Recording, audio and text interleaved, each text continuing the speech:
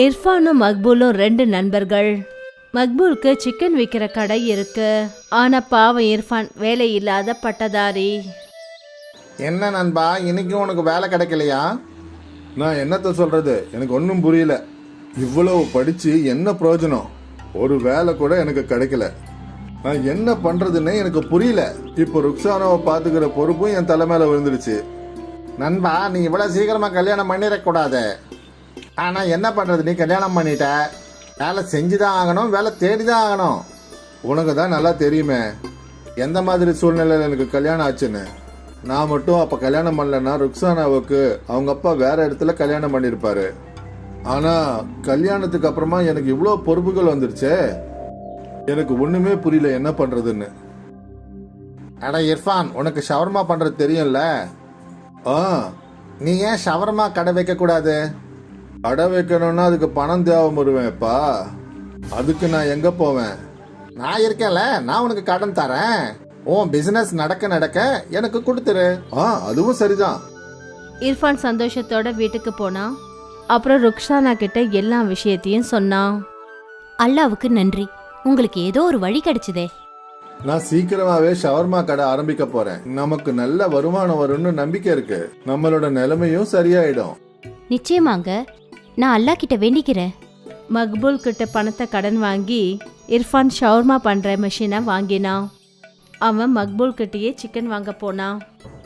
அப்புறம் அவனோட ஷவர்மா கடை ஆரம்பிச்சாச்சு. அண்ணே, ஒரு ஷவர்மா கொடுங்க. வாங்கிக்கோங்க. மெல்ல மெல்ல இர்ஃபானோட ஷவர்மா கடைக்கு கஸ்டமர்ஸோட கூட்டம் இருக்க ஆரம்பிச்சது. ருசி நல்லா இருக்குண்ணே. இருக்காதா என்ன? எல்லா மசாலாவும் வீட்டிலேயே தயாரிக்கிறேன். வாவ், அற்புதம். சாப்பிட ரொம்ப டேஸ்டா இருக்கு. இர்ஃபானுக்கு ரொம்ப சந்தோஷம். அதாவது அவனோட ஷவர்மா ஜனங்களுக்கு ரொம்ப பிடிச்சு போச்சுன்னு. அவனோட கஸ்டமர்ஸ் ரொம்ப ஆர்வத்தோட ஷவர்மா சாப்பிட்றதுக்கு அங்கே வருவாங்க. ஒரு நாள் வீட்டில் உட்காந்து அந்த வார வருமானத்தை அவன் எண்ணிக்கிட்டு இருந்தான். 4000 ரூபாய் லாபம் கிடைச்சிருக்கு. இதுல 2000 ரூபாய வீட்டு செலவுக்கும் பொருள் வாங்கறதுக்கும் வச்சிருக்கேன். அப்புறம் 2000 ரூபாய் மக்பூல் அண்ணனோட கடனுக்கு. அதுதாங்க சரி. இதே மாதிரி நடந்தா மக்பூல் அண்ணனுடைய கடனை சீக்கிரமா அடைச்சிடலாம். கண்டிப்பாங்க. அன்னைக்கு இர்ஃபான் மக்பூல் கிட்ட கடனோட முதல் வட்டியை கொடுத்தான். நான் நினைக்கிறேன் உன்னுடைய கடை நல்லபடியா போயிட்டு இருக்கேன்னு. ஆமாண்ணே, இதே மாதிரி நடக்கும்னு நம்பிக்கை இருக்கு. ஆமா, நிச்சயமா நடக்கும். நீ இதே போல உழைச்சி முன்னேறு. நிச்சயம் பண்ணுவேண்ணே. இர்ஃபான் தினமும் சாயந்தரமானா தன்னோட ஷவர்மா கடையை ஆரம்பிப்பான். அப்புறம் அவன் தன்னோட கடையை திறந்ததுமே அங்க ஜனங்க கூட்டமா வந்துடுவாங்க. எனக்கு ஒரு ஷவர்மா கொடுங்க. எனக்கு 2 கார்லிக் ஷவர்மா பார்சல். எனக்கும் ஒரு ஷவர்மா. இருங்க, இதோ தரேன். கடை திறந்து அந்த கடை மூடுற வரைக்கும் இர்ஃபானோட கைகள் வேலை செஞ்சுக்கிட்டே இருக்கும். கஸ்டமர்ஸ் வந்துகிட்டே இருப்பாங்க. ஒவ்வொரு நாளும் ராத்திரி 10 மணி ஆன உடனே இர்ஃபான் கடையை மூடிட்டு வீட்டுக்கு போய் தன்னோட வருமானத்தை பார்த்து அவன் ரொம்ப சந்தோஷமா இருந்தான். ஜுபேர் தினமும் இர்ஃபான் கடைக்கு வர கூட்டத்தை பார்த்துக்கிட்டே இருப்பான். இந்த ஷவர்மா பிசினஸ்ல ரொம்ப லாபம் இருக்கு. நானும் ஷவர்மா பிசினஸ் ஆரம்பிக்கிறேன். இர்ஃபான் 9 ரூபாய்க்கு ஷவர்மாவை விற்கிறான். நான் அதை விட கம்மியான ரேட்டுக்கு விற்க போறேன். அப்பதான் ஜனங்க எல்லாரும் என்கிட்ட வந்து வாங்குவாங்க. ஜுபேர் அப்பதான் கணக்கு போட ஆரம்பிச்சான். அதாவது அவன் எப்படி ஷவர்மாவோட விலைய கம்மி பண்ண முடியும்னு. நான் விலை குறைவான சிக்கனை வாங்கணும். அப்புறம் விலை குறைவான சிக்கனை தேடி ஜுபேர் நிறைய சிக்கன் கடைகளுக்கு போனான். எல்லா இடத்துலயும் அவனுக்கு அதே விலையில தான் கிடைச்சது. கடைசியில அவன் அக்ரமோட கடைக்கு போனான். அக்ரம் 1ஆம் நபர் மோசடிக்காரன். இங்க பாருப்பா, எனக்கு சிக்கன் தினமும் 10 கிலோ வேணும். ஆனா விலை கொஞ்சம் பார்த்து போடணும். அப்படின்னா ஒரே ஒரு வழிதான் இருக்கு. அது என்ன? நீ செத்து போன கோழிய வாங்கிக்க. செத்து போன கோழிய கிலோ 50 ரூபாய்க்கு கொடுப்பேன். ஆனா செத்து போன கோழியால எந்த பிரச்சனையும் வராத. அட இல்ல, நம்ம கிட்ட செத்து போன கோழிங்க தான் வியாபாரம் நிறைய ஆகும். இத பத்தி யாருக்கும் எதுவும் தெரியாது. எந்த கோழிய சாப்பிட்டாலும் சாப்பிட்றவனுக்கு செத்ததை சாப்பிட்டானா இல்ல வெட்டினதை சாப்பிட்டானான்னு அவனுக்கு தெரியுமா? ஆனா இதனால உடம்புக்கு எந்த பிரச்சனையும் வந்துடாதுல்ல. அட என்னப்பா, எதுவும் ஆகாது. அதாவது ஒரு இடத்துல இருந்து இன்னொரு இடத்துக்கு கோழிங்களை கொண்டு போகும்போது போற வழியில சில கோழிங்க மூச்சடைச்சு செத்து போயிடுதுங்க. இதை சாப்பிட்றதுனால எந்த ஒரு பிரச்சனையும் வராது. அப்போ சரி, நாம ஒப்பந்தத்தை போட்டுக்கலாம். நீ 10 கிலோ சிக்கன் 50 ரூபா மேனிக்கு கொடுத்துரு தினமும். பக்கா. சுபேர் ஷவர்மா பண்ற மிஷினை வாங்கிட்டான். அதுக்கப்புறம் இர்ஃபானோட ஷவர்மா கடைக்கு பக்கத்திலேயே அவன் தன்னோட கடையை திறந்தான். ஜுபேர் ஒரு பெரிய பலகையில விலையை எழுதிட்டான். ஜுபேர் 50 ரூபாய்க்கு ஷவர்மா விற்க ஆரம்பிச்சான். இப்ப ஜனங்க அங்க போன உடனே அதுல கொஞ்சம் பேர் ஜுபேரோட கடையில விலை கம்மியா இருக்கிறத பார்த்துட்டு அந்த கடைக்கு போயிட்டாங்க. ஆனா இப்பவும் சில கஸ்டமர்ஸ் இருந்தாங்க. அவங்க இர்ஃபானோட கடையில மட்டும்தான் ஷவர்மா சாப்பிட வருவாங்க. அண்ணே, உங்க ஷவர்மால கிடைக்கிற டேஸ்ட் அங்க கிடைக்கிறது இல்ல. ஏதோ பிரச்சனை இருக்கு. அவருக்கு ஒரு ஷவர்மா 50 ரூபாய்க்குள்ள அடங்கிடுது, அதனால அவர் விற்கிறாரு. அதுவும் சரிதான். ஆனா யாரு தினமும் அதை சாப்பிட்றாங்களோ அவங்க உங்ககிட்ட தான்பா வந்து வாங்குவாங்க. நீ கவலையை விடுப்பா. ஆமா, எனக்கு அல்லாஹ் மேல ரொம்ப நம்பிக்கை இருக்கு. அன்னைக்கு இர்ஃபான் மக்பூல் பாயை பார்த்தான். என்னாச்சு இர்ஃபான், இன்னைக்கு உன் முகம் ஒரு மாதிரி இருக்கு? என்னென்ன சொல்றது, ஜுபேர் வந்து ஷவர்மா கடை ஓபன் பண்ணிருக்கான். அப்புறம் ஷவர்மாவை 50 ரூபான்னு விற்கிறான். இவ்வளோ கம்மி ரேட்ல எப்படி? அதுதான் எனக்கும் புரியல அண்ணன். அவன் ஏதோ ஒரு கோல்மால் பண்ணிக்கிட்டு இருக்கான். அது என்னன்னு கண்டுபிடிக்கணும். ஆனா எப்படி? என் கூட வா. அன்னைக்கு இர்ஃபானும் மக்பூலும் ஜுபேரை ஃபாலோ பண்ணி போனாங்க. அப்பதான் ஜுபேர் அக்ரமோட சிக்கன் கடைக்கு போனதை அவங்க கவனிச்சாங்க. இப்ப புரிஞ்சிடுச்சு. என்ன? அக்ரம் 1ஆம் நம்பர் மோசடிக்காரன். இவன் நிச்சயமா ஜுபேருக்கு செத்து போன கோழிக்கறியை தான் விலை கம்மியா வித்துட்டு இருக்கான். ஆனா இது நல்லது இல்லையே. ஜனங்கள் உடம்புக்கு கெடுதலான விஷயம். ஆனா இப்ப நாம என்ன செய்யறது? 2 பேரும் யோசிக்க ஆரம்பிச்சாங்க. அதாவது ஜுபேரையும் அக்ரமையும் எப்படி தடுத்து நிறுத்துறதுன்னு. அப்பதான் மக்பூலுக்கு ஞாபகம் வந்தது. அதாவது அவங்களோட இலாக்கால ஒரு ஃபுட் இன்ஸ்பெக்ஷன் ஆஃபீஸ் இருக்கு. அங்க ஃபுட்டை பத்தின கம்ப்ளைண்ட்டை பண்ணலாம். நாம ஃபுட் இன்ஸ்பெக்டர் ஆபீஸருக்கு போய் கம்ப்ளைண்ட் கொடுப்போம். சரிண்ணா. இர்ஃபானும் மக்பூலும் ஃபுட் ஆஃபீஸ் போனாங்க. அப்புறம் அவங்க அங்க பெரிய ஆஃபீஸர்கிட்ட ஜுபேரோட மோசடியை பத்தி கம்ப்ளைண்ட் பண்ணாங்க. நாம ஷவர்மாவை சோதனை செய்யணும். ஜுபேரோட ஷார்மா கடைக்கு ஃபுட் ஆஃபீஸர் வந்தாங்க. அப்புறம் அந்த கடையில இருந்த சிக்கனையும் ரொட்டியையும் டெஸ்ட் பண்ணாங்க. சார் ஏதாவது செட்டில்மெண்ட் பண்ணிக்கலாம். நீ ஜனங்களோட உயிரோட விளையாடிக்கிட்டு இருக்க, எங்களுக்கு லஞ்சம் வேற கொடுக்க போறியா? ஆஃபீஸர்ஸ் சாம்பிளை எடுத்தாங்க. அப்புறம் டெஸ்ட் பண்ணாங்க. சார், இந்த சிக்கன் சாப்பிட்றதுக்கு லாக்கி இல்லை. இதை சாப்பிட்றதுனால உடல்நிலை ரொம்ப மோசமாயிடும். இவனை போலீஸ்ல ஒப்படைச்சிடுங்க. போலீஸ் ஜுபேரை அரெஸ்ட் பண்ணிட்டாங்க. அதுக்கப்புறம் அக்ரமையும் அவங்க கைது பண்ணாங்க. எல்லாருக்கும் ஜுபேரோட மோசடித்தனம் தெரிஞ்சு போச்சு. அப்புறம் மறுபடியும் ஒரு முறை நேர்மையான இர்ஃபானோட கடைக்கு ஜனங்க திரும்பி வந்தாங்க. இர்ஃபானோட கஷ்டங்களும் குறைய ஆரம்பிச்சது. அப்புறம் பேராசை பிடிச்ச ஷவர்மாக்காரன் ஜுபேருக்கு அவன் செஞ்ச தவறுக்கான தண்டனை கிடைச்சது. எப்போ ஞாபகம் வச்சுக்கோங்க, எந்த ஒரு பொருளும் விலை ரொம்ப குறைவா இருந்துச்சுன்னா அது நல்லது கிடையாது. நீலிமாவோட அப்பா இறந்ததுக்கு அப்புறமா அவளோட வீட்டு பொறுப்புகள் எல்லாமே தன்னோட தோல்ல சுமையா ஏறிடுச்சு. அதனால அவ ஒரு சைனீஸ் பேலா வண்டி கடைய ஆரம்பிச்சிட்டா. நீலிமாவே தினமும் சட்னி எல்லாம் செய்ய ஆரம்பிச்சா. அப்புறம் நூடுல்ஸையும் அவ ஃப்ரை பண்ணுவா. சாயந்தரம் கரெக்டா 5 மணிக்கு அவ தன்னோட வண்டி கடையை ஓபன் பண்ணுவா. அக்கா, எனக்கு ஒரு சைனீஸ் பேல் கொடுங்க. எனக்கு ஒன்று. எனக்கு 2 பேல் பார்சல் வேணும். அக்கா, ரொம்ப டேஸ்டியா இருக்கு. நீலிமா கடையை திறந்ததுமே கஸ்டமர்ஸ் கூட்டமா வந்து அங்க நின்னுடுவாங்க. நீலிமா ஒவ்வொரு கஸ்டமர்னு சொல்லி எல்லா கஸ்டமர்ஸ்க்கும் சைனீஸ் பேலா கொடுப்பா. ரொம்ப அற்புதமா இருக்கு. நாளைக்கு நாங்க 2 பேரும் வருவோம். ரொம்ப அருமையா இருக்குது. நாளைக்கும் நாங்க வருவோம். கண்டிப்பா வாங்க. நீலிமாவோட ஹோம்மேட் சட்னி அப்புறம் நூடுல்ஸோட டேஸ்ட் மற்ற கடையை விட ரொம்ப தனித்துவமா இருந்தது. அப்புறம் அந்த ஒன்று தான் அவளுடைய கஸ்டமர்ஸ்க்கும் ரொம்ப பிடிச்சிருந்தது. சில மணி நேரத்திலேயே நீலிமா கொண்டு போன எல்லா பொருட்களும் அப்படியே தீர்ந்து போயிடும். அப்புறம் அவ தன்னோட வீட்டுக்கு திரும்பி வருவா. இந்தாங்கம்மா இன்னையோட வருமானம். வாவ், இன்னைக்கு நீ 600 ரூபாய் சம்பாதிச்சிருக்க. இன்னைக்கு சட்னியும் நூடுல்ஸும் அதிகமா செஞ்சேன். நல்லது, நாளைக்கும் இதே மாதிரி நிறைய செய்யு. சரிம்மா. நீலிமா எவ்வளவுதான் அதிகமான பொருள்களை செஞ்சாலும் அவ தன்னோட வண்டி கடையை போட்ட அடுத்த செகண்டே எல்லா பொருளும் உடனே வித்து போயிடும். ஒரு நாள் நீலிமா தன்னோட வீட்டில் உட்காந்து என்ன யோசிச்சுட்டு இருந்தான்னா, அதாவது அவ மேற்கொண்டு என்ன பண்ணணும்னு. அம்மா, எவ்வளவு சட்னி செஞ்சாலும் சரி, எவ்வளவு நூடுல்ஸ் ஃப்ரை பண்ணாலும் சரி, எல்லாமே தீந்து போயிடுது. இது நல்ல விஷயம் தானம்மா? அது உண்மைதான். ஆனா சில கஸ்டமர்ஸ் பாவம் ஒண்ணுமே இல்லைன்னு திரும்பி போயிடுறாங்க. அப்படித்தான் நடக்கும். அதுக்கு என்ன பண்ண முடியும்? என்கிட்ட ஒரு ஐடியா இருக்கு. அப்படியா? அது என்னது? அக்கா, நீங்க ரெடிமேட் நூடுல்ஸும் சட்னியையும் வாங்கி வச்சுக்கோங்க. நடுவுல அந்த சட்னியை உங்க சட்னியோட நீங்க மிக்ஸ் பண்ணிட்டீங்கன்னா யாருக்கும் எதுவும் தெரியாது. அது எப்படி தெரியாம போகும்? ஐயோ அம்மா, அக்கா செஞ்சு கொண்டு போற நூடுல்ஸ்ல ரெடிமேட் நூடுல்ஸும் இருந்துச்சுன்னா எது அக்காவோட நூடுல்ஸ் எது ரெடிமேட் நூடுல்ஸ்னு யாராலையும் என்ன சொல்ல முடியும்? அது விஷயம் நல்லதா இருக்கு. ஆனாலும் நான் அப்படி செய்ய மாட்டேன். நானே அதுக்கு நிறைய நூடுல்ஸ் செய்யறேன். இதுதான் சரி நீலிமா. மறுநாள்ல இருந்து நீலிமா முன்ன விட டபுள் மடங்கு ஷேஷ்வான் சட்னி செஞ்சா. அப்புறம் முன்ன விட டபுள் மடங்கு நூடுல்ஸை ஃப்ரை பண்ணா.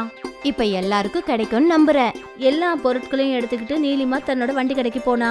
அப்புறம் இந்த சமயம் நீலிமாவோட கடைக்கு ஒரு ஃபேமஸ் ஃபுட் பிளாகர் வந்தாரு. நாங்க வந்தது அக்காவோட சைனீஸ் பேல சாப்பிடறதுக்கு. ரொம்ப டேஸ்டியா இருக்குதுன்னு கேள்விப்பட்டோம். சாப்பிட்டு தான் பார்க்கலாமே. வாவ், இது உண்மையிலேயே அற்புதமா இருக்கு. நீங்க எல்லாரும் நீலிமா அக்காவோட சைனீஸ் பேல டேஸ்ட் பண்ணியே ஆகணும். இந்த ஃபுட் பிளாகரோட வீடியோ வைரல் ஆயிடுச்சு. அப்புறம் இந்த வீடியோ பாக்குறவங்க அவங்க எல்லாரும் நீலிமாவோட கடைக்கு வந்துருவாங்க. இப்ப நீலிமாவுக்கு மறுபடியும் நூடுல்ஸும் அப்புறம் சட்னியும் பத்தாம போயிடுச்சு. ஒரு சைனீஸ் பேல் கொடுங்கக்கா. அண்ணே, எல்லாமே முடிஞ்சு போச்சு. நீங்க நாளைக்கு வாங்கண்ணே. நீலிமாவுக்கு கஸ்டமரை வெறும் கையோட திருப்பி அனுப்புறது கொஞ்சம் கூட பிடிக்கவே இல்ல. அன்னைக்கு ராத்திரி அவ வீட்டுக்கு திரும்பி வந்தப்ப, அம்மா, அந்த வீடியோ வைரல் ஆனதுனால இன்னும் கஸ்டமர்ஸ் அதிகமாயிட்டாங்கம்மா. ரொம்ப நல்ல விஷயம் கண்ணா. அது இருக்கட்டும். ஆனா இன்னைக்கு எல்லாமே முடிஞ்சு போச்சுமா. கஸ்டமர்ஸ வெறும் கையோட திருப்பி அனுப்புறது கஷ்டமா இருக்கு. அக்கா, நான் தான் சொல்லிக்கிட்டு இருக்கேன்ல, நான் சொன்ன ஐடியாவை யூஸ் பண்ணுங்க. அதத்தான் நானும் யோசிக்கிறேன். நாளைக்கு மார்க்கெட்ல இருந்து எல்லாம் வாங்கிட்டு வந்துடுறேன். இதைத்தான் எதிர்பார்த்தேன்.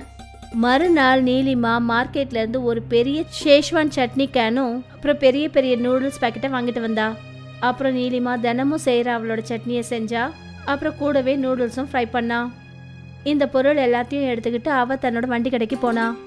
எப்பவும் போல நீலிமா கடையை திறந்ததுமே கஸ்டமர்ஸ் கூடி நின்னுட்டாங்க. எனக்கு 2 சைனீஸ் பேல் பார்சல். எனக்கு ஒண்ணு. எனக்கு ஒண்ணு. நீலிமாவோட கை வேலை செஞ்சுக்கிட்டே இருந்தது. மெல்ல மெல்ல டப்பாவில் சட்னி குறைஞ்சிக்கிட்டே இருந்தது. இப்ப மார்க்கெட்ல இருந்து வாங்கிட்டு வந்த சட்னியையும் நூடுல்ஸையும் மிக்ஸ் பண்ணணும். அதுக்கப்புறம் நீலிமா வெளியில வாங்கிட்டு வந்த சட்னி அவளோட சட்னியோட சேர்த்து மிக்ஸ் பண்ணா. அப்புறம் ஃப்ரைட் நூடுல்ஸ்ல அவ வெளியில இருந்து வாங்கிட்டு வந்த நூடுல்ஸையும் சேர்த்தா. எனக்கு 2 சைனீஸ் பேல் வேணும். தரேங்க. நீலிமா பழையபடி எல்லா கஸ்டமர்ஸ்க்கும் சைனீஸ் பேலா செஞ்சு செஞ்சு கொடுத்துக்கிட்டு இருந்தா. அக்கா, டேஸ்ட் கொஞ்சம் டிஃபரெண்டா இருக்கு. முன்ன மாதிரி கிடையாது, ஆனாலும் நல்லா இருக்கு. நீலிமாவுக்கு ரொம்ப சந்தோஷமா இருந்தது. அவளோட கஸ்டமருக்கு மார்க்கெட்டோட பொருள் டேஸ்டும் பிடிச்சிருக்குன்னு. அப்புறம் என்ன, தினமும் நீலிமா மார்க்கெட்ல விற்கிற ஷேஷ்வான் சட்னியும் நூடுல்ஸையும் தான் செஞ்ச நூடுல்ஸையும் சட்னியையும் மிக்ஸ் பண்ணா. இந்த சுவையில எந்த மாற்றத்தையும் கண்டுபிடிக்கலையாமா? இல்லம்மா, எல்லாரும் சந்தோஷமா சாப்பிட்டாங்க. நல்லது. சாயா சொன்ன ஐடியா ஒர்க் அவுட் ஆகுது. அம்மாவுக்கு சந்தோஷம், நீலிமாவோட கஷ்டம் கொஞ்சம் குறைஞ்சதுன்னு. மெல்ல மெல்ல நீலிமா குறைஞ்ச பொருட்களை சமைக்க ஆரம்பிச்சா. அப்புறம் அதிகமான பொருட்களை மார்க்கெட்ல இருந்து வாங்கிக்கிட்டு வந்தா. ஆனாலும் இப்பவும் அவளோட கடையில கூட்டம் இருந்தது. ஆனா ஒரு நாள் நீலிமாவோட கடைக்கு பக்கத்துல அசோக் சைனீஸ் வண்டி கடையை போட்டான். அவன் ஷேஷ்வான் சட்னி அப்புறம் நூடுல்ஸை மார்க்கெட்ல இருந்து வாங்கிக்கிட்டு வருவான்.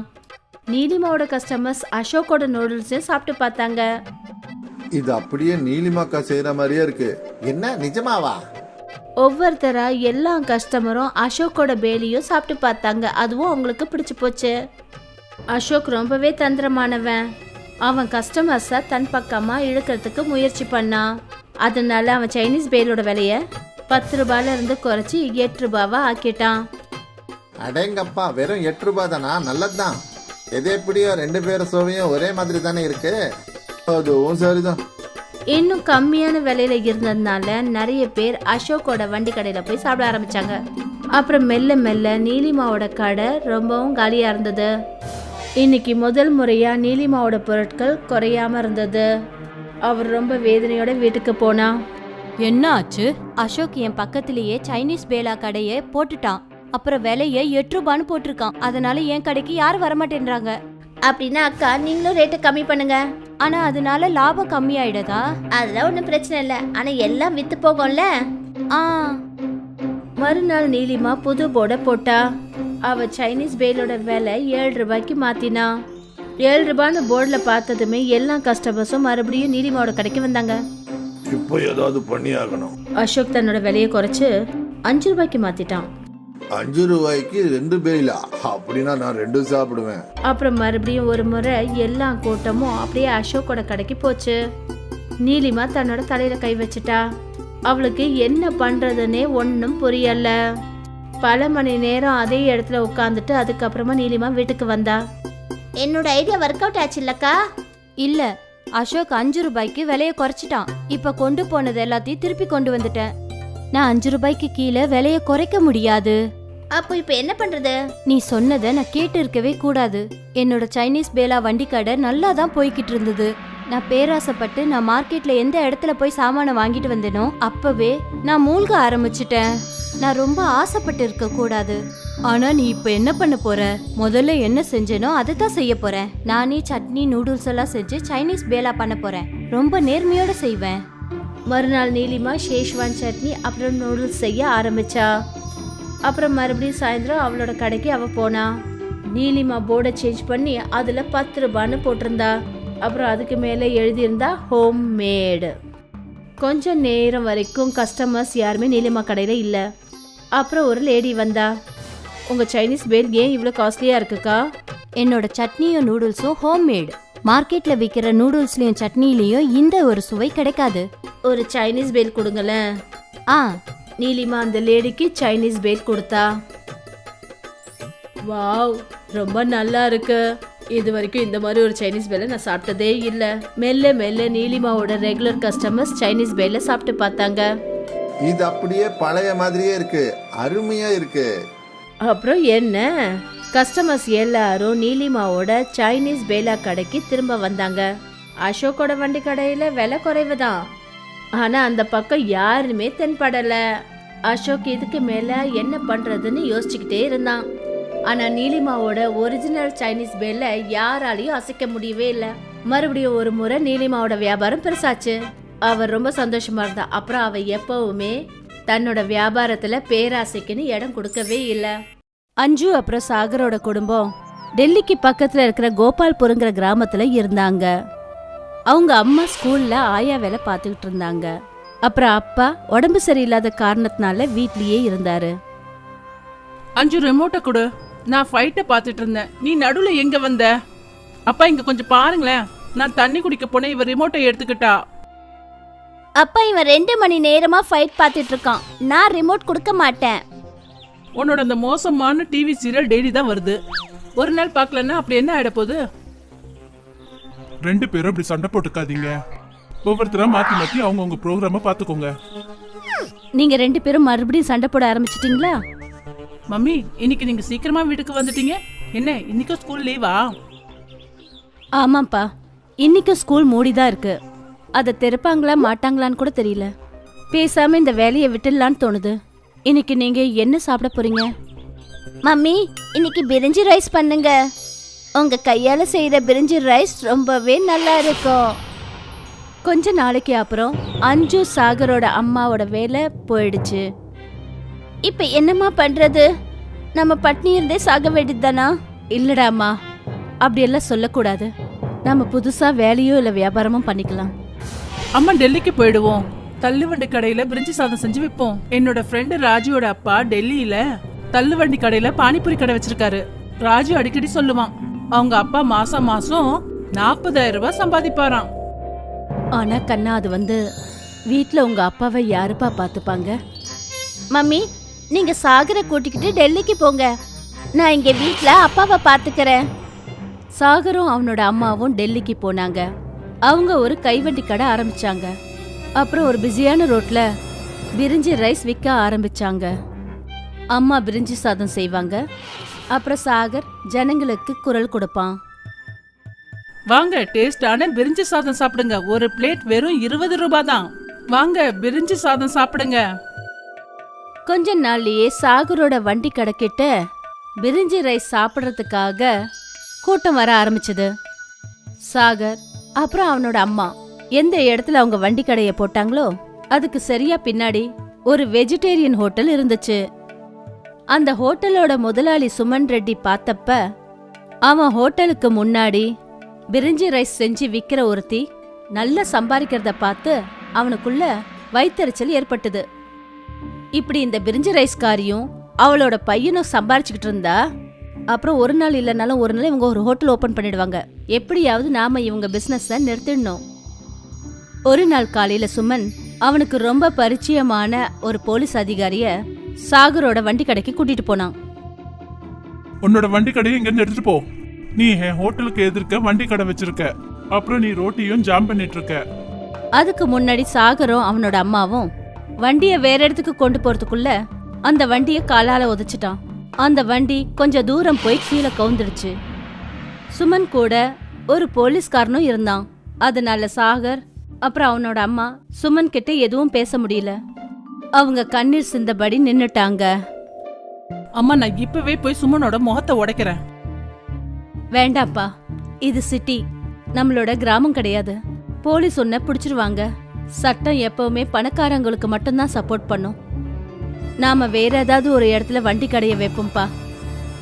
வண்டி கவுந்ததனால எல்லா பிரிஞ்சி ரைஸும் கீச்சடு அப்புறம் கீழே விழுந்ததுனால வேஸ்ட் ஆயிடுச்சு. அம்மா, நாம புதுசா பிரிஞ்சி சாதம் செஞ்சு கொண்டு வரணும்.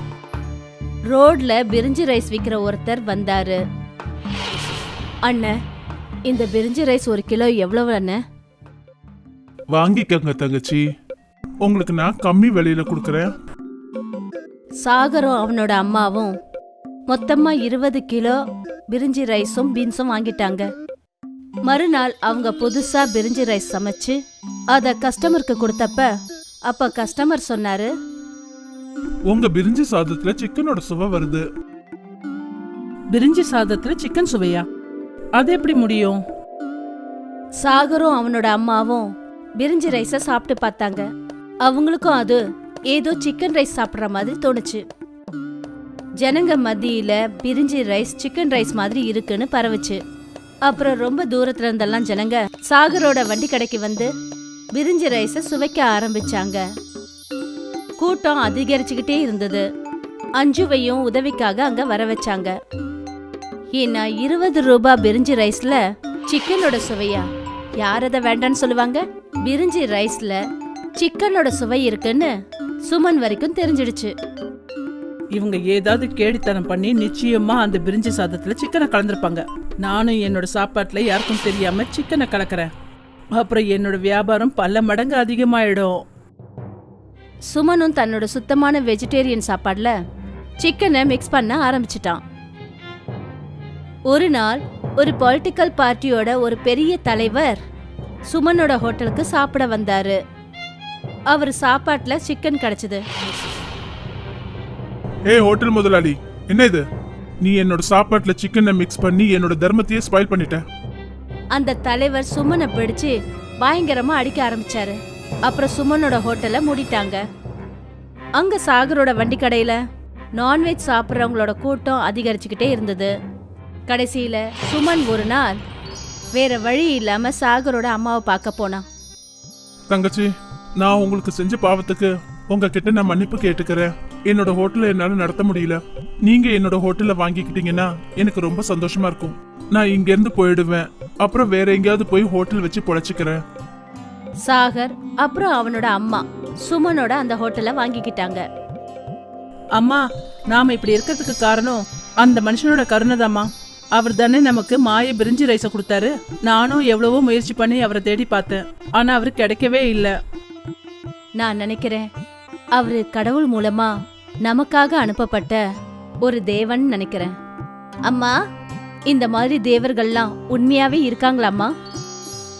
தெரியலடா அம்மா, ஆனா அனுபவத்து மூலமா தெரிஞ்சுக்கிட்டேன். ஆமா, இருக்காங்க. மீர்பூருங்கிற கிராமத்துல ஹரி சிங்னு பேர் கொண்ட ஒரு விவசாயி இருந்தாரு. ஹரிசிங் கிட்ட ஒரு முரட்டுத்தனமான மாடு இருந்துச்சு. அது ஒரு நாளைக்கு 15 லிட்டர் பால் கொடுக்கும். ஹரிசிங் தன்னோட மாடு கொடுக்கற பால்ல தேசி நெய் செஞ்சாரு. அப்புறம் அந்த சுத்தமான நெய்யால ஸ்வீட்ஸ் பண்ணுவாரு. ஃப்ரெஷ்ஷா இருக்கிறதுனால கிராமத்து ஜனங்க ஹரிசிங்கோட கடையில இருந்து தான் ஸ்வீட்ஸ் எல்லாத்தையும் வாங்குவாங்க. மற்ற கடையில இருக்கிற ஸ்வீட்ஸ் எல்லாம் அந்த அளவுக்கு விற்காது. ஹரிசிங்கோட கடைக்கு நேர் எதிர ராதேஷாமோட கடை இருந்தது. ஹரிசிங் கடையில இவ்ளோ கூட்டம், ஆனா நம்ம கடையை எவனும் ஏறெடுத்து கூட பார்க்க மாட்டேங்கிறானுங்க. ஹரிசிங்கோட கடைக்கு மட்டும் ஏன் அவ்வளவு கூட்டம் வருதுன்னு எனக்கு தெரியவே மாட்டேங்குது முதலாளி. நம்ம ஸ்வீட் அவங்க ஸ்வீட்ஸோட குறைச்சல் ஒன்றும் கிடையாதே. எல்லாத்துக்கும் காரணம் அவன் மாட்டுல இருந்து கிடைக்கிற நெய் தான். அந்த மாடு மட்டும் அவனுக்கு இல்ல, அவனுக்கு வேலையே இல்ல. இவன் ரொம்ப ஏழையா இருந்தான், ஆனா அவனோட மாட்டால இன்னைக்கு பணக்காரன் ஆயிட்டான்.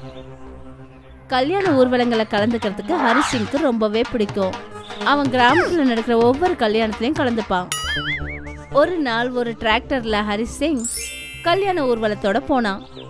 அந்த ஊர்வலம் வழியில ஒரு இடத்துல நின்றுடுச்சு. ஹரிசிங் அந்த கூட்டத்துல இருந்து இறங்கி மரத்துக்கு பின்னாடி பாத்ரூம் போகிறதுக்காக போனான். ஹரிசிங்க்கு பின்னாடி திடீர்னு ஒரு ஓநாய் வந்துடுச்சு.